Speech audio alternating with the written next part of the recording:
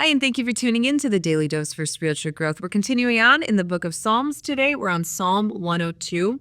This psalm is really a psalm of someone sharing from their anguish, their distress, their frustration, and crying out to God for help. I want to read the first 5 verses to you. It says, "Hear my prayer, O Lord, and let my cry for help come to you. Do not hide your face from me in the day of my distress. Incline your ear to me. In the day when I call, answer me quickly. For my days have vanished in smoke, and my bones have been scorched like a hearth. My heart has been struck like grass and withered. Indeed, absorbed by my heartache, I forget to eat my food. Because of the sound of my groaning and suffering and trouble, my bones cling to my flesh." This person is describing pure despair.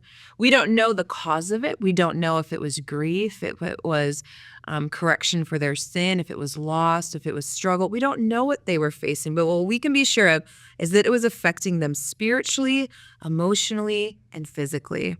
They even describe, hey, I'm so distraught, I can't even eat. And yet we see how they begin this psalm crying out to God, God, hear me. God, I need you. God, I'm desperate. This is a longer psalm, and I encourage you to read through all of it today at Psalm 102 and to really ponder the words of the psalmist. But we get a beautiful picture of God's response in verses 18 through 20. So I want to read those. It says, "Let this be recorded for the generation to come, that a people yet to be created will praise the Lord." So the psalmist is saying, hey, in the midst of all this trouble, I want to make a note for the people to come. It says in verse 19, "For he looked down from his holy height of his sanctuary. From heaven the Lord gazed on the earth to hear the sighing of the prisoner, to set free those who were doomed to death, so that people may declare the name of the Lord in Zion and his praise in Jerusalem, when the peoples are gathered together and the kingdoms to serve the Lord." And it goes on to talk about how God responded. You know what? We don't need to know specifically, although there is some details shared, but we don't need to know specifically what the psalmist was going through because we can kind of interpret it through whatever we're going through. Is this how you respond when you're in despair? Do you cry out to God? Do you tell God, I need you? Please, God, don't ignore me. God, I need you to hear me. I need you to come to my rescue. And then like the psalmist, do we see the evidence that God hears from heaven? I love the imagery that it gives. He looks down from his holy height. From heaven, the Lord gazed on the earth. That the psalmist says, I got God's attention. He was aware of what was going on, and in the perfect timing and in his perfect way, he intervened. And he says, take note, future generations, of the amazing God we serve. Think about, where do you turn first when you're overwhelmed? Where do you turn first when you're distraught emotionally? Where do you turn first when you get hit with something unexpected and you have fear? Some of us turn to coping mechanisms.